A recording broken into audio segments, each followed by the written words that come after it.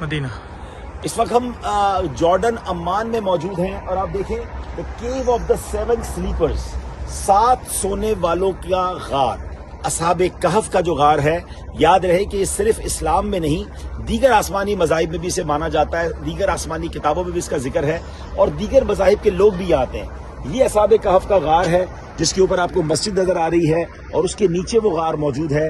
اس وقت اس کا دروازہ بند ہے، مگر آپ سوچیں کہ کیسا تاریخی مقام ہوگا کہ جہاں 300 سال سے زائد عرصے تک یہ اصحاب کہف آرام کرتے رہے اور اللہ کی قدرت کا نظارہ تھا کہ جب ایسا دور آیا کہ جب اللہ کی قدرت کے انکار کرنے والے لوگ بنے تو رب نے اپنی قدرت کا نظارہ دکھایا۔ ان اللہ علی کل شیء قدیر۔ یہاں میں اسی مقام پر کھڑے ہو کے قرآن پاک کی سورہ کہف کے بارے میں بتانا چاہوں گا۔